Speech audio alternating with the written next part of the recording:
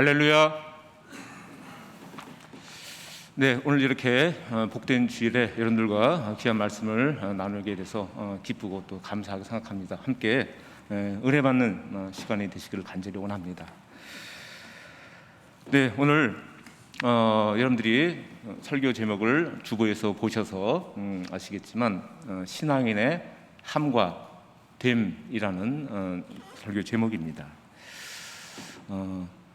일단 들으시면은 되게 함축적인 말로 느껴지셔서 이게 무슨 의미일까 하고 조금 의아해하시고 또 여러분들이 약간 선뜻 이해가 안 가시는 그런 면도 있을 거라고 생각합니다. 어떻게 보면 여러분들이 또 그렇게 약간 선뜻 이해가 안 가시고 또 궁금하셔야지 조금 더 말씀에 집중하시지 않을까 하는 그런 기대도 살짝 해보게 됩니다. 오늘 우리가 읽은 이 말씀은요, 크게 두 부분으로 나누어집니다. 전반부와 후반부로 나누어집니다. 그리고 이 오늘 두 부분으로 나누어지는 이 말씀을 크게 세 가지 관점으로 한번 바라볼 수 있습니다. 첫 번째는요, 일상과 안식일이라고 하는 관점에서 바라볼 수 있습니다. 전반부 9절부터 12절 말씀까지는 우리 일상 속에서 우리가 어떻게 살아야 하나 하는 부분을 이야기하고 있습니다. 그리고 후반부 12절부터 14절까지는 안식일에 우리가 어떻게 살아야 하나 하는 교훈을 주고 있습니다. 그런 의미에서 보자면 일상과 안식일이라고 하는 그런 주제를 가지고 오늘 말씀을 이해해 볼 수 있는 것이죠. 일상과 안식일 하면 우리들의 모든 삶을 다 얘기하는 거죠. 그리고 우리가 일상 속에서 안식일 가운데 어떻게 살기를 하나님께서 기대하시는지 엿볼 수 있는 말씀으로 이해할 수 있겠습니다. 두 번째로 어떤 관점으로 볼 수 있냐면 조건과 보상이라고 하는 관점으로 볼 수 있습니다. 전반부에 보면 9절에서 10절 사이에 내가 만약 이렇게 하면이라고 하는 조건이 나옵니다. 그리고 10절과 12절 말씀에는 그 조건대로 하면 너는 이렇게 될 것이다, 이런 보상을 얻을 것이다 라고 하는 보상이 나오는 거죠. 조건과 보상이 나옵니다. 전반부에 그렇게 나오고요, 후반부에도 동일하게 13절과 14절에 조건과 보상이 나옵니다. 만약 이렇게 하면 하고 그 다음에는 이렇게 될 것이다 라고 하는 보상이 나오는 거죠. 그래서 조건과 보상이라고 하는 관점에서 오늘 말씀을 또 이해해 볼 수 있겠습니다. 마지막으로 또 다른 세 번째 관점은 행동과 상태라고 하는 관점에서 볼 수 있습니다. 조건과 보상의 내용을 보면요, 조건은 뭐냐면 우리가 어떤 행동을 하면이라는 말입니다. 어떤 행동을 하면, 눈에 보이고 귀에 들리고 손에 잡히는 어떤 행동을 하면이라는 행동에 대한 얘기가 나오는 거죠. 그런데 보상의 내용은 무엇이냐면 무엇을 내가 너한테 얻게 해주겠다라기보다도 어떤 사람이 되게 해주겠다, 너가 어떤 상태가 되게 해주고 너가 어떤 사람이 되게 해주겠다라고 하는 것이죠. 다시 말하면 우리 인간이 하는 것은 행동이고 하나님이 우리에게 제공해 주시는 것은 상태라고 하는 거죠. 어떻게 우리가 하면 하나님이 주시는 것은 어떻게 될 것이다 라고 하는 거죠. 그런 주제로 우리가 오늘 말씀을 또 이해해 볼 수 있는 거죠. 이 세 가지 관점이 우리 모두에게 중요하다고 생각합니다. 그래서 이 세 가지 관점으로 오늘 말씀을 한번 살펴보도록 하겠습니다. 먼저 9절부터 12절까지의 전반부 말씀을 한번 살펴보겠습니다. 주제를 말씀드리면요, 이 첫 번째 전반부의 주제는 주님 안에서 꾸준함과 넉넉함이라고 하는 주제로 생각해 볼 수 있습니다. 우리가 일상의 삶에서 하나님이 우리에게 맡겨주신 본분이 무엇이겠습니까? 오늘 본문 말씀을 보면요, 그렇게 나옵니다. 무거운 멍에 온갖 폭력, 폭언, 그것을 없애는 역할이고요, 굶주린 사람에게 정성을 쏟고 또 불쌍한 사람의 소원을 충족시키는 역할, 그것이 바로 우리가 평상시 일상 속에서 해야 될 본분이라고 이야기를 합니다. 먼저 우리가 해야 할 일 중에 첫 번째 항목, 무거운 멍에를 한번 살펴보도록 하겠습니다. 멍에가 무엇입니까? 멍에라는 것은요, 어떤 짐을 올려놓기 위해서 매는 짐 받침대라고 할 수 있는 것이죠. 소는 멍에를 입습니다. 멍에를 위에다 올려놓죠. 그리고 그 멍에 위에다가 짐을 올려놓습니다. 마치 우리가 지게를 지고 갈 때 우리가 지게를 지지 않습니까? 그리고 지게 위에다가 짐을 올려놓지 않습니까? 그런 것과 마찬가지로 이해해 보시면 되겠죠. 소 입장에서 우리가 한번 생각해 본다면 소는 등이 얼마나 아플까요? 그 멍에 잘 맞지 않는 멍에를 예를 들어서 등에다 올려놓고 그것도 되게 불편하고 되게 막 이렇게 통증이 있는데 그 위에다가 무거운 짐까지 올려놔요. 소는 얼마나 고통스러울까요? 소의 입장을 한번 생각해 봤습니다. 우리가 예전에 이제 시골에서 이제 물지개를 지지 않았습니까? 저도 어릴 때 지어보긴 했습니다. 양쪽에 물동이를 하고 물지개를 짓는 거죠. 어깨가 얼마나 아픈지, 또 제가 어린 나이에 아주 어릴 때 그걸 감당할 수 없는 그런 무게였습니다. 상당히 힘들었습니다.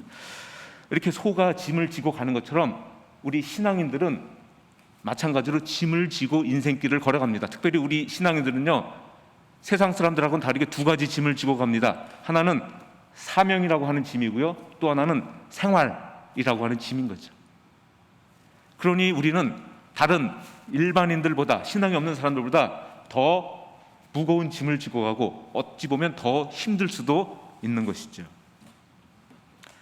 우리 인생길에서 갖가지 짐들이 있습니다. 이런 짐들만 있겠습니까? 우리가 예상하지 못한 다양한 짐들이 있기 때문에 우리는 인생길을 가면서 무겁고 힘겹게 느껴질 수밖에 없는 것이죠. 그래서 우리에게 필요한 것이 무엇이냐면 이 무거운 짐, 누가 봐도 무거울 수밖에 없는 이 사명과 생활이라고 하는 이 짐을 가볍게 느낄 수 있는 방법이 우리에게 필요하다는 것이죠.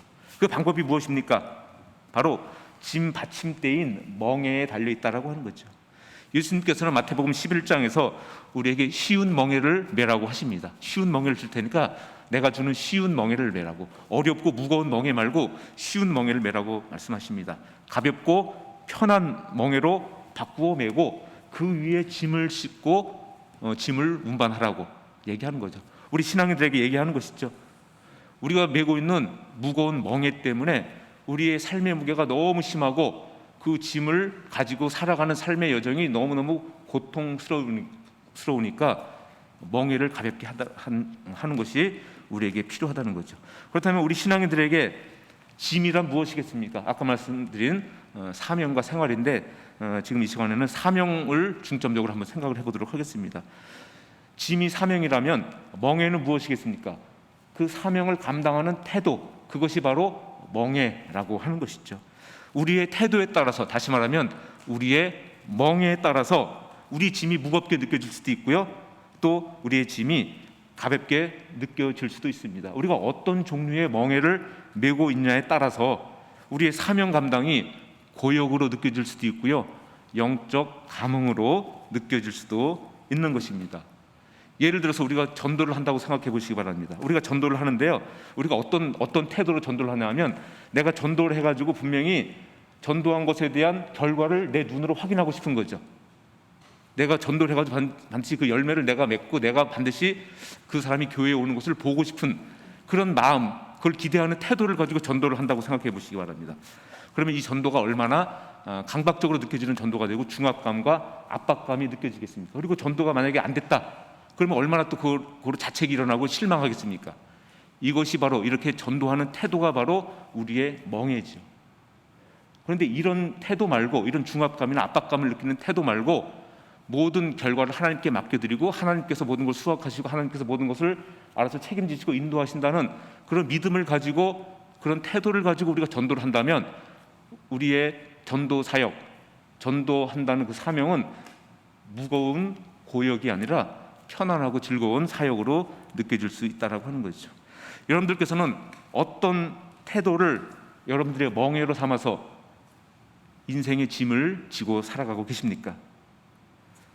만약에 율법주의나 부담감이나 중압감에 시달리지 않는 그런 편안한 멍에를 메고 사명을 감당한다면 우리는 실망하거나 낙담하거나 또 자책하거나 원망하거나 불안해하거나 걱정하는 일에서 자유로울 수 있는 것이죠.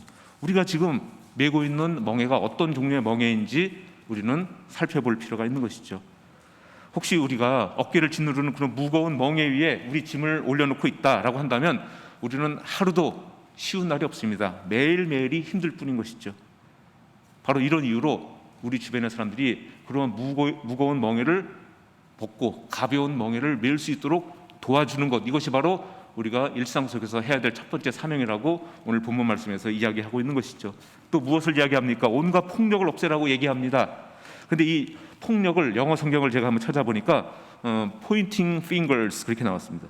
pointing finger 말하자면 누군가를 향해서 손가락질하는 거 있지 않습니까? 쟤는 왜 저거밖에 못해? 쟤는 왜 저런 나쁜 짓을 해? 쟤는 왜 저렇게 우리 기대에 어긋나? 뭐 하면서 손가락질을 하는데 그 손가락질 하는 것이 바로 폭력이라고 얘기합니다. 그 폭력을 없애라고 얘기하고요. 그리고 폭언을 없애라고 얘기합니다. 폭언은 뭐냐면 말로 하는 폭력입니다. 조롱하고 흉보는 말이죠. 이런 말로 사람들에게 상처를 주는 말이죠. 이런 일을 없애라고 얘기하십니다. 그리고요, 네 번째로 배고픈 사람을 도와주라고 얘기합니다. 다섯 번째로 불쌍한 사람, 사회적인 약자, 희생자를 도우라고 얘기합니다. 이것이 바로 일상 속에서 우리가 맡은 본분이라고 오늘 본문 말씀에서 강조하고 있는 것이죠. 우리가 살아가면서 평상시 할 일은 남을 돕는 일로 간단하게 정리될 수 있을 것 같습니다. 우리 각자의 고유한 상황 속에서 각자의 고유한 방식으로 이 사명을 감당하는 사람들이 바로 우리 신앙인들이라고 얘기할 수 있겠습니다. 그렇다면 외부에서 우리에게 이렇게 강제적으로 주입한 율법주의나 강박적인 생각, 부담감, 자기를 과시하려는 욕심, 편견, 자기신념, 그런 무거운 멍에를 메고 우리가 사명을 감당하는 것이 아니라 편안한 멍에를 메고 감당해야 된다라고 얘기하는 거죠. 그럴 때 하나님이 주신 내면의 빛이 우리에게서 드러나고 우리는 빛된 삶을 살아갈 수 있다고 이야기합니다. 오늘 10절 12절 말씀에서 너의 빛이 어둠 가운데서 나타나며 캄캄한 밤이 오히려 대낮같이 될 것이다. 너는 마치 물된 동산처럼 되고 물이 끊어지지 않는 샘처럼 될 것이다 라고 말씀하고 계십니다. 물된 동산과 같은 사람들은요, 꾸준함과 넉넉함과 풍성함이 끊임없이 뿜어져 나오는 사람입니다. 하나님은 우리가 짐을 지고 살아갈 때 우리 삶 속에서 꾸준함과 넉넉함이 넘치는 사람이 되도록 우리에게 도움을 주시는 것이죠. 우리 후반부의 말씀을 한번 살펴보면요, 12절부터 14절까지 말씀인데 여기에서의 주된 교훈은 주 안에서의 즐거움이다 라고 얘기할 수 있는 것이죠. 12절 말씀에 그렇게 나옵니다. 우리가 안식일에 해야 될 본분에 대해서 설명하고 있는데요, 내가 안식일에 여행을 하지 않으며 너의 쾌락을 일삼지 않으며 안식일을 즐거운 날이라고 부르며 존귀한 날이라고 한다면 내 멋대로 하지 않으며 함부로 말하지 않으면 이라고 하는 조건이 나옵니다.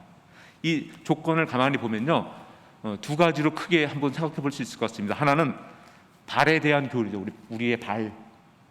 그리고 두 번째는 우리의 입에 대한 교훈이라고 얘기할 수 있는 것이죠. 우선 첫 번째로 발에 대한 교훈이 어떤 것인가 한번 살펴보면요, 안식일을 어기는 일과 쾌락을 추구하는 일로부터 너희의 발을 멀리하라 라고 나옵니다. 그런 곳에 발을 들이지 말라라고 얘기하는 것이죠. 우리들의 발 관리를 잘 하라는 교훈인 것이죠. 두 번째로 우리 입에 대해서는요, 뭐라고 얘기하냐면 입술로 안식일을 즐겁고 존귀한 날이라고 고백해라 라고 얘기하는 거죠. 안식일에 함부로 말하거나 괜한 말을 하지 말아라 라고 교훈을 주고 있는 것이죠. 바로 우리는 안식일에 나의 발이 어디에 있는지, 또 내 입이 어떤 말을 하고 있는지 살펴보라고 얘기하고 있는 것이죠. 우리의 발이 본래 있어야 할 곳에 있는지, 또 우리의 입이 본래 해야 될 말을 하고 있는지를 살펴보라는 거죠. 적어도 안식일에는 그렇게 하라고 우리들에게 교훈을 주고 있는 것이죠. 여러분들께서도 많이 읽어보신 책일 것 같은데요, 에리 프롬의 소유냐 존재냐라고 하는 책이 있습니다. 그 책에서 에리 프롬이 이 세상에서 우리에게 심어둔, 이 세상이 우리한테 이런저런 소유욕을 주지 않습니까? 그리고 낭비욕을 주지 않습니까? 우리가 TV를 켜면 여러 가지 상품들에 대한 선전이 나오지 않습니까? 광고가. 그 광고는 계속해서 우리로 하여금 소유욕 또 낭비욕을 우리에게 주입을 하는 것이죠. 그런데 이런 세상이 우리한테 준 것들, 뭔가 소유하고 낭비하려고 하는 그런 욕심, 그런 욕구 말고 자신의 존재 자체에 충실한 것, 내 모습 이대로의 나의 모습에 초점 맞추고 거기에 충실하게 살아가는 것, 이것이 바로 진정한 안식이라고 이야기를 하고 있습니다. 우리는 세상에 살면서 그렇게 한번 이미지를 그려볼 수 있겠습니다. 세상이라고 하는 거대한 톱니바퀴가 있습니다. 가장 중앙에 위치한 거대한 톱니바퀴고요. 우리는 그러한 톱니바퀴에 맞물려서 같이 돌아갑니다. 작은 톱니바퀴죠. 그러느라고 우리는 이 세상의 논리에 빠져서, 세상의 이런저런 살아가는 방식에 빠져서 지치고 힘들게 거기 따라가면서 살아가는 것이죠. 그런데 적어도 안식일만큼은 그 세상이라고 하는 거대한 톱니바퀴에서 잠시 나와서 독립적인 톱니바퀴가 되라라고 얘기하는 거죠. 독립적으로 돌아라라고 하는 것이죠. 그것이 바로 안식일이 우리에게 주는 교훈이라고 얘기하는 거죠. 우리가 세상이 주는 욕심에 맞춰 살거나 세상이 돌아가는 그 방식에 이끌리면서 살아가다가 거기에서 벗어나서 잠시 쉬는 것, 그래서 내가 누구인지 다시 한번 생각해 보는 것, 이것이 바로 안식일이 우리에게 주는 교훈이라고 얘기하는 거죠. 만약에 그렇게 하면 어떤 좋은 일이 있을까요? 오늘 14절 말씀해 보니까 주 안에서 즐거움을 얻는다라고 얘기합니다. 후반부 말씀에 두 가지 종류의 즐거움이 나옵니다. 하나는 13절에 너의 쾌락이 나오고요, 14절에 주 안에서 즐거움이라고 하는 것이 나오는 거죠. 너의 쾌락은 무엇입니까? 이것은 원하는 대로 좋을 대로 하는 것, 말하자면 자기를 즐겁게 하는 일, 이것이 바로 너의 쾌락이라고 오늘 성경 본문에선 이야기하고 있는 것이죠. 그리고 14절에 나오는 또 다른 즐거움, 주 안에서의 즐거움이 있는데, 이 나의 즐거움과 나의 쾌락과 주 안에서의 즐거움이 어떻게 다를까요? 결국 내가 나에게 주는 즐거움하고 또 주님이 나에게 주는 즐거움, 그 둘의 차이라고 우리는 생각해 볼 수 있는 것이죠. 이것이 어떤 차이가 있는지 우리가 한번 생각해 볼 필요가 있는 거죠. 요즘에 우리 남녀노소를 불문하고 누구나 다 스마트폰을 가지고 있습니다. 그리고 스마트폰 없이는 하루도 못 삽니다. 마치 스마트폰이 우리 팔이 연장된 것처럼 우리 몸의 일부가 된 것 같은 그런 생각을 하게 됩니다. 물론 이것으로 인해서 우리가 스마트폰으로 인해서 많이 유익을 얻고 즐거움을 얻습니다. 이것이 바로 우리가 좋을 대로 하는 즐거움의 한 예라고 얘기할 수 있겠습니다. 그렇다고 우리가 스마트폰 없이 이거 안 하고 살 수 있겠습니까? 그럴 수 없습니다. 그런데 적어도 안식일만이라도 스마트폰이 주는 그런 즐거움 말고 하나님이 주신 있는 그대로의 내 모습으로 즐거워하는 경험을 하라고 얘기하는 것이죠. 제가 어느 수도원에서 2박 3일 동안 그렇게 영성훈련을 함께 인도했는데, 그 영성 수련회 피정의 그 규칙이 뭐냐면 휴대전화를 다 들어오면서 반납하는 거죠. 2박 3일 동안 전화에서 이렇게 차단되는 것이죠. 그런데 여러분들 그런 경험 해보셨겠지만 휴대전화 없이 하루를 버티는 거, 이것이 참 어렵습니다. 생각보다 쉽지가 않습니다. 전화 오고 문자 오고 뭐 이메일, 카톡 너무너무 많지 않습니까? 할 게. 근데 그걸 못하면 견디지 못하는 것이죠. 그런데 시간이 좀 지나면 이상하게도 오히려 더 즐거움을 느낄 수 있습니다. 소유로 인한 즐거움과 존재로 인한 즐거움은 차원이 다릅니다. 소유로 인한 즐거움은 우리 인간들이 주고받는 즐거움이고, 존재 자체로 우리가 경험되는 즐거움은 하나님이 주시는 즐거움이라고 얘기하는 거죠. 하나님은 이 모습 이대로 나를 지어주셨는데 그러한 존재 자체로 우리는 즐거움을 느끼지 못하고 계속해서 무언가를 더 원하는, 또 원하는 것을 통해서 우리는 즐거움을 추구하려고 하는 것이죠. 존재 자체로 즐거움을 추구해야 하는 것입니다. 나에게 주신 형편과 처지, 또 내가 처한 삶의 환경 자체, 또 나의 나다운 모습, 나의 개성, 나의 은사, 이것을 통해서 즐거움을 추구하는 연습을 하는 날이 바로 안식일이다라고 우리에게 교훈을 주고 있는 거죠. 그러면 그런 일을 할 때 하나님이 우리에게 어떤 것을 주십니까? 두 번째로 우리가 영화로워진다고 얘기하는 거죠. 이것은 영화로우신 하나님 곁에 우리가 있을 때 우리도 영화로워지는 거죠. 하나님의 의가 우리에게 전가돼서 우리가 의로운 사람이 되는 것과 마찬가지인 것이죠. 그래서 우리도 하나님처럼 영화로워진다라고 얘기할 수 있는 것이고, 이것이 바로 주 안에서의 즐거움인 것이죠. 여기에서 그치는 것이 아니라 14절 말씀에 나오는 것처럼 우리는 야곱의 유산을 먹고 살게 된다라고 얘기합니다. 지금부터 영원토록 하나님의 약속이라고 하는 영원한 유산, 영원한 생명을 우리가 누리게 되는 것이죠. 이것을 아는 것이 바로 주 안에서의 즐거움이고, 이 즐거움을 맛보고 연습하는 날이 바로 안식일이다라고 얘기할 수 있는 거죠. 마지막으로 우리가 기억해야 될 것은 뭐냐면, 하나님께서 우리에게 이런 것을 다 주셨는데 얼마나 값진 것을 주셨습니까? 그런데 그것을 우리가 소중하다는 것을 느끼지 못하고 얼마나 소중한지 깨닫지 못하는 것, 이것이 바로 우리들의 문제인데요. 하나님은 우리가 이것을 진정으로 또 제대로 깨닫기를 간절히 원하실 것입니다. 그런데 이것을 깨닫는 것이 쉽지 않습니다. 그래서 하나님은 우리 인간에게 노화를 주셨습니다. 나이 들음을 주신 거죠. 우리가 늙어가면서, 늙어가는 게 괜히 늙어가는 것이 아니라 이 늙어가는 것은 하나님의 아주 특별한 계획 아래에 있는 것이죠. 하나님이 늙어가는 과정을 통해서, 우리 몸이 늙어가는 과정을 통해서 하나님이 주신 것이 얼마나 값지고 귀한 것인지를 점점 강하게 깨닫게 해주시는 그런 역사를 우리가 생각해 볼 수 있는 것이죠. 하나님은요, 우리가 아까 제가 말씀드린 것처럼 우리 인간은 무언가를 하지요. 그렇지만 하나님은 우리를 되게 하십니다. 어떤 사람이 되게 하시는 것이죠. 말하자면요, 우리가 일상적으로 주고받는 것, 그런 것을 하나님이 우리에게 주시는 것이 아니라 우리가 줄 수 없는 것, 우리가 경험할 수 없는 것을 하나님이 주신다라고 하는 거죠. 우리는 하나님께 소유를 드리면요, 하나님은 우리에게 존재를 주십니다. 소유를 생각하는 우리에게 존재를 생각하게 하시는 것이죠. 이것이 바로 하나님이 우리에게 주시는 크신 복이라고 생각을 합니다. 하나님이 우리에게 하나님 보시기에 귀한 것을 주셨습니다. 죄의 용서, 또 영원한 생명, 구원을 우리에게 주십니다. 이것이 바로 하나님이 우리에게 주신 궁극적이고 또 영원한 것, 가장 본질적인 것이라고 얘기할 수 있는 것이죠. 어떤 귀한 보물이 하나 있었는데 이 귀한 보물이 예쁜 포장지에 쌓여 있습니다.